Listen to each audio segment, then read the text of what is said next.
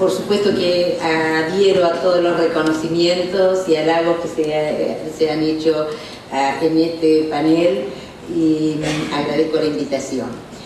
Y bueno, acá los colegas no me han dejado mucho material, me parece, para que yo me explaye, así que voy a tratar de tomar los conceptos que ellos han ido desarrollando y me voy a enganchar con la movilidad, que es el tema central, y cómo ponemos en práctica esa movilidad. Para lo cual necesariamente me tengo que referir a los índices o coeficientes de actualización que se deben aplicar tanto para las remuneraciones como para los saberes de las jubilaciones y pensiones una vez que hayan sido otorgados. Estos índices se han venido aplicando y han ido variando en las sucesivas reformas, como hemos escuchado, al régimen previsional argentino a nivel nacional, que es lo que estamos tratando. El índice seleccionado por las leyes es de suma importancia, pues se va a aplicar a dos etapas esenciales en la vida del trabajador próximo a jubilarse. Y la primera es el momento donde se concreta o se hace el cálculo para la determinación del haber inicial, es decir, cómo se calcula y se fija el quantum de la prestación a otorgar, que nos hablaba acá el doctor Mariano Candiotti, haciendo uso de su latín. Entonces, previamente debemos evaluar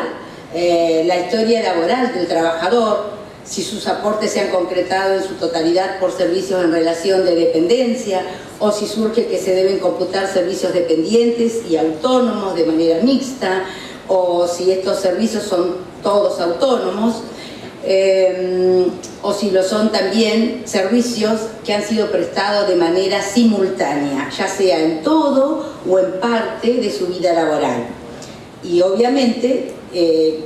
lo más importante es las remuneraciones, o otro aspecto importante es las remuneraciones por las cuales contribuyó al sistema y cómo deben tomarse estas remuneraciones para determinar el haber de pasividad. El haber de pasividad para todas las prestaciones que se enumeran en el caso de la ley 24.24.1 en el artículo 17 y que son la prestación básica universal, la prestación compensatoria, la prestación adicional por permanencia, pensión, retiro por invalidez y prestación por edad avanzada, que también acá el doctor se refirió en su alocución. El artículo 24, inciso A de la ley 24.241, establece que el haber de la prestación compensatoria será calculada sobre el promedio de las remuneraciones de los últimos 120 meses anteriores al cese, y que estas remuneraciones deberán ser actualizadas. Esta actualización es también aplicable para determinar el ingreso base a que refiere el artículo 97 de la misma ley, y que es el promedio mensual de las remuneraciones y o rentas declaradas al sistema en los últimos 5 años anteriores al fallecimiento o a la invalidez. Dicho esto, acá es donde empezamos un poco como a padecer con qué índice o coeficiente se debe concretar esta tarea para que el resultado en esa determinación del haber y en esa posterior movilidad sea lo más justo y equilibrado para el jubilado. Luego de esta evaluación, en la primera etapa, la segunda etapa a tener en cuenta es y es en la que cobra relevancia la aplicación de un índice de actualización para concretar y mantener en el tiempo el valor de ese monto del haber originalmente determinado. Y acá lo que decía el doctor, empieza a tallar el concepto de la movilidad y el tiempo, y qué mecánica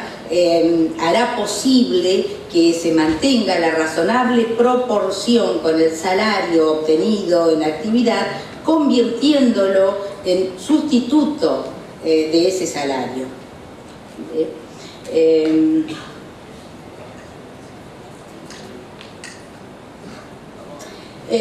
Vemos entonces como en estas dos etapas, determinación del haber inicial y posterior movilidad, es de vital importancia entonces la selección del índice y su aplicación,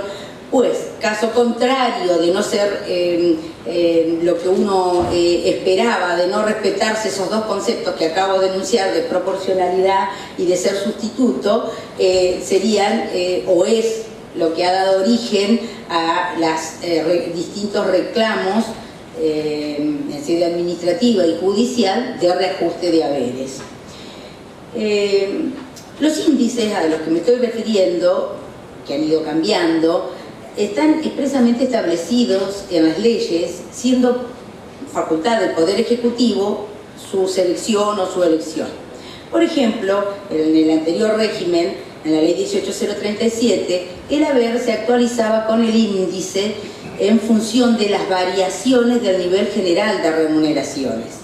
En la Ley 24.1, en su artículo 32 y su modificatoria por la Ley 26.417 de movilidad de los haberes, fija un índice que combina los recursos tributarios y la variación del índice general de salarios, también referidos acá. En la Ley 27.260, programa de reparación histórica, se escogió el índice de remuneración imponible promedio de los trabajadores estables, más comúnmente conocido con la sigla RIPTE. Este índice es calculado por la Secretaría de Seguridad Social y se lo concreta en base a las declaraciones juradas que mensualmente concretan los empleadores y presentan ante la FIP. Este índice se publica desde el año 2006 y las remuneraciones que se consideran para la determinación del RIPTE como base es la de los aportes al sistema integrado previsional argentino, y que para ser considerado estable el trabajador o el empleador debe computar 13 periodos de declaraciones juradas, es decir, 12 meses y el aguinaldo. En la última reforma previsional, que refirió acá la doctora Sequeira, 27.426 del año pasado, ha seleccionado otra vez un índice combinado que consiste en el 70% de las variaciones del nivel general de precios al consumidor y un 30% del coeficiente que surja de la variación del RIPTE. Es decir, hemos ido viendo a través desde aquel régimen general de la 18.037,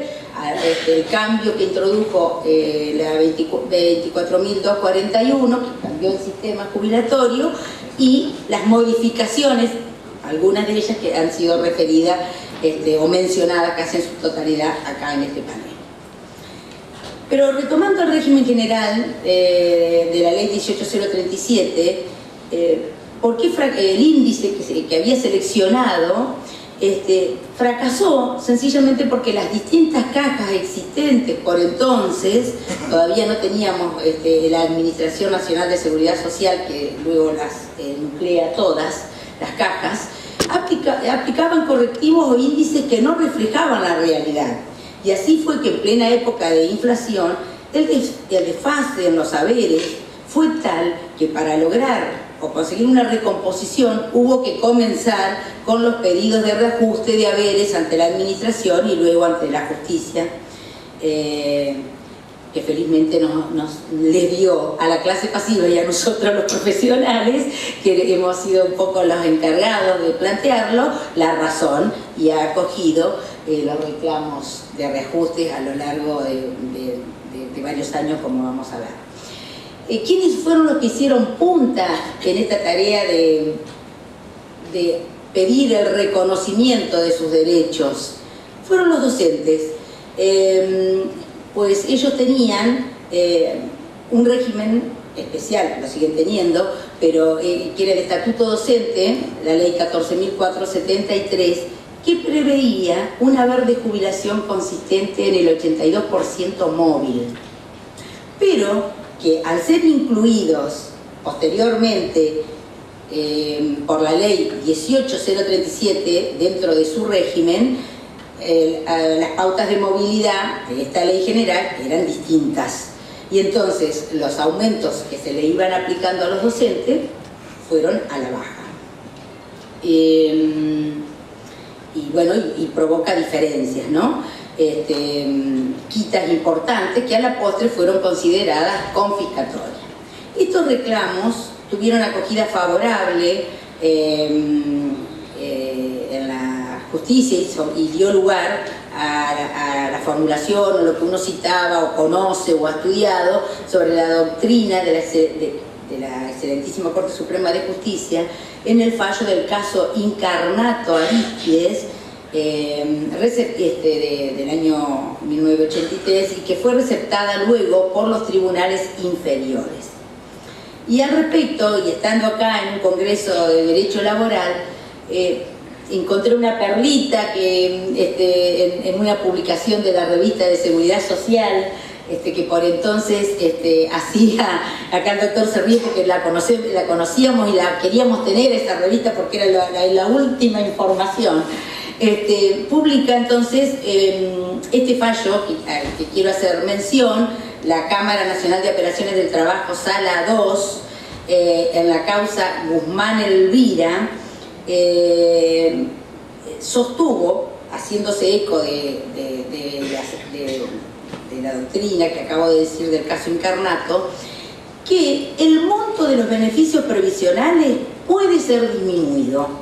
para el futuro, sin menoscabo de la garantía de propiedad. Y cuando medien para ello razones de orden público o beneficio general,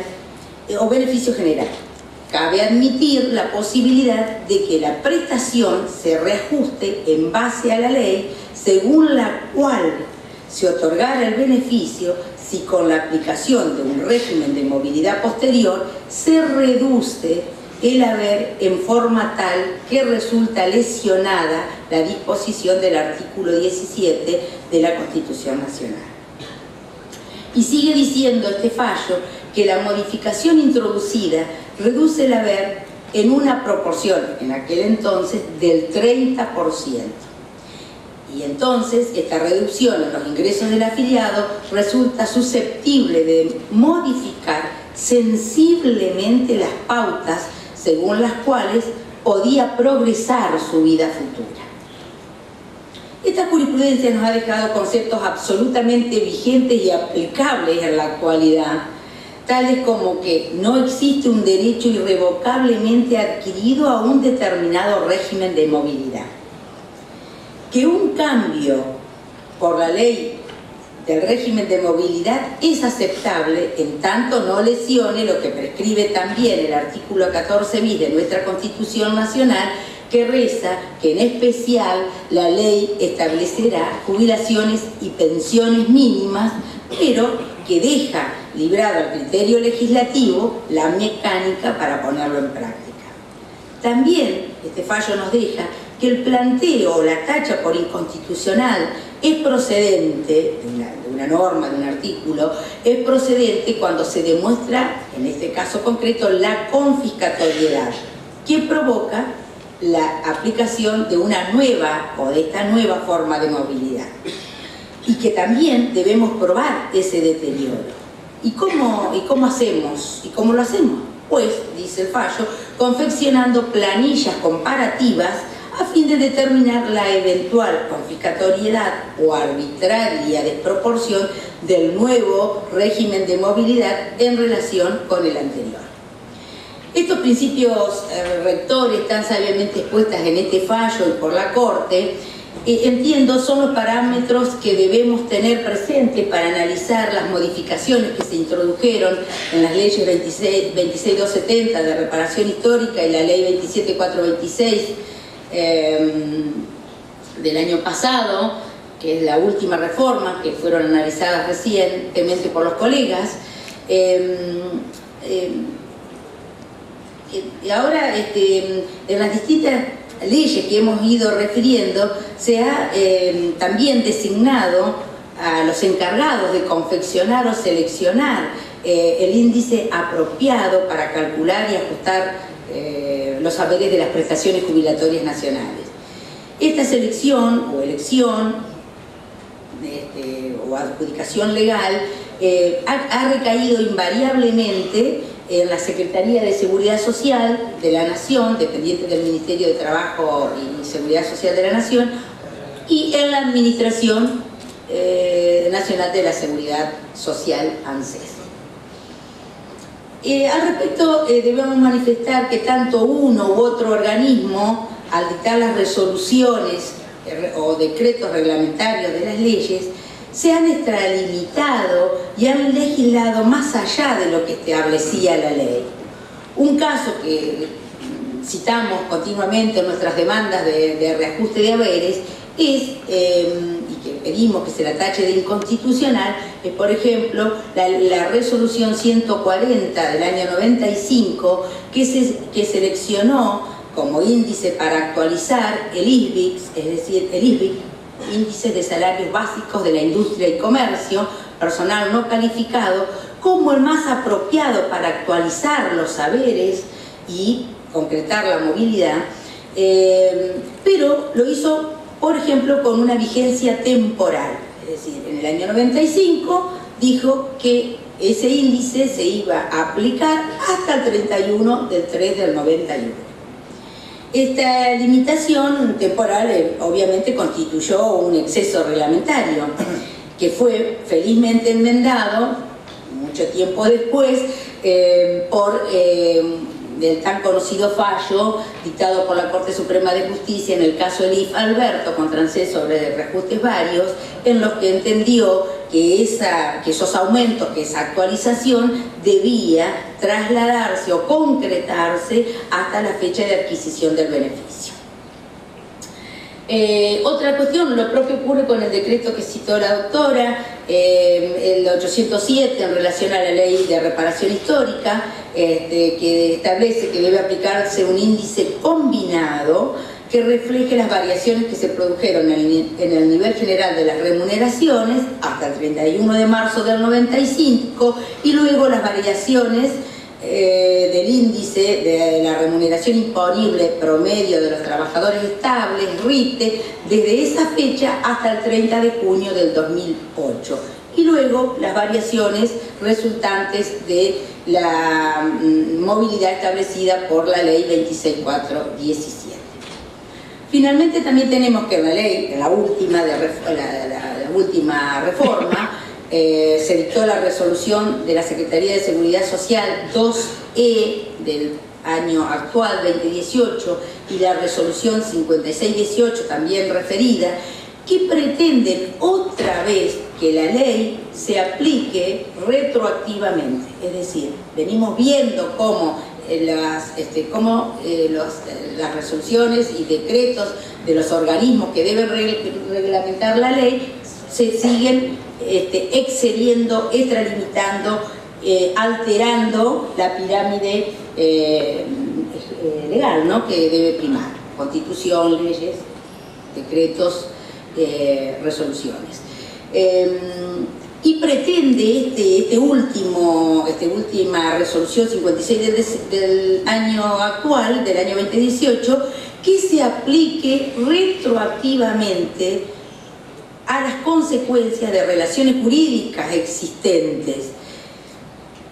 Y entonces cabe preguntarse que si esto es posible, ¿se pueden afectar derechos adquiridos y garantizados y amparados constitucionalmente? Entiendo, evidentemente, no. Ante estas situaciones similares que hemos venido relatando, nuestro máximo tribunal, o sea, la Corte Suprema de Justicia, en distintos pronunciamientos, ha sostenido que solo se podrá aplicar a los efectos,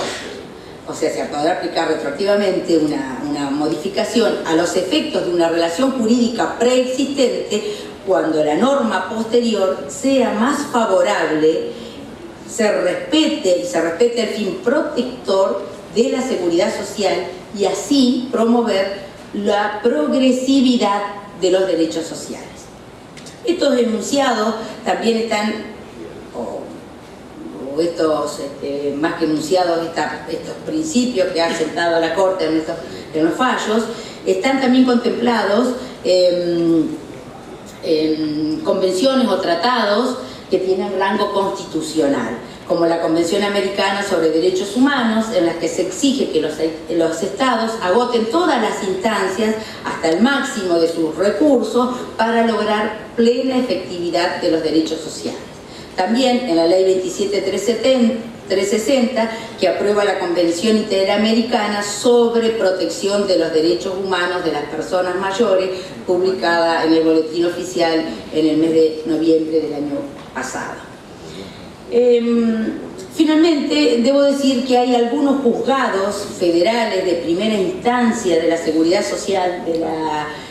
Ciudad Autónoma de Buenos Aires, como son número 2, 6, 8 y 9, de los que tengo conocimiento, que se han expedido condenando la aplicación de estos índices, de este índice nuevo o que postula esta última reforma, que es el RIPTE.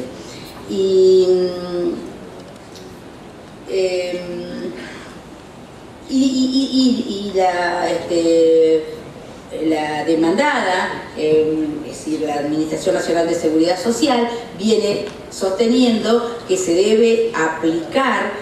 para esos trámites, esos juicios en trámites por leyes anteriores.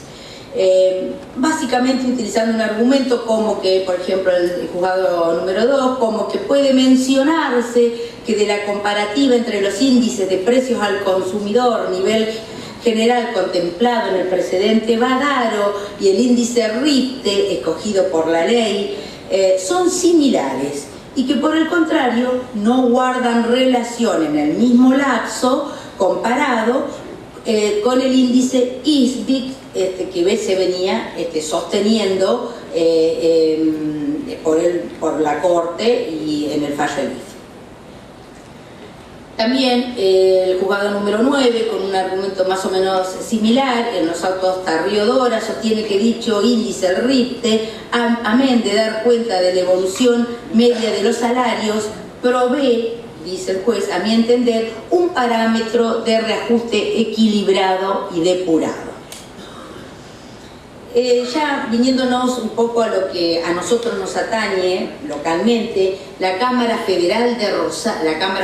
Rosario, que es el órgano revisor de las sentencias de primera instancia en nuestra jurisdicción, y otras cámaras del país como la de Salta, Bahía Blanca, Comodoro Rivadavia, y las 3 salas de la Cámara de Apelaciones de la Seguridad Social, no hacen lugar en cuanto a la aplicación del índice RIPTE seleccionado por la Ley de Reparación Histórica y por la última reforma en las causas en trámite. En tanto, dicen, el titular adquirió el beneficio con anterioridad a las fechas establecidas en la ley y en el decreto 807 del 16. Estoy terminando, gracias. Es de destacar que no hay, que aún hay jubilación, que aún no hay jubilación por aplicación de la reparación histórica y el decreto 807 del año 16, que haya llegado a juicio cuestionando el cálculo del haber y la movilidad posterior. Entiendo que en base a estos últimos, digamos, este relato que he hecho de los antecedentes jurisprudenciales de la Cámara,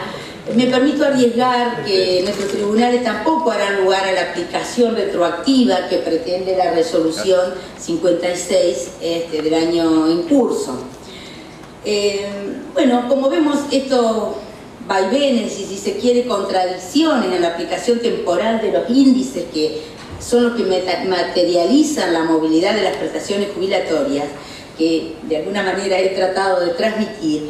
quizás nos den la pauta de que verdaderamente necesitamos una definición sobre cuál es la política de Estado, a la que se refería también acá el doctor Candiotti, en esta materia, e impulsar una reforma integral del sistema y no parches, como hemos venido mencionando, que se ha venido dando en el transcurso de toda esta historia previsional.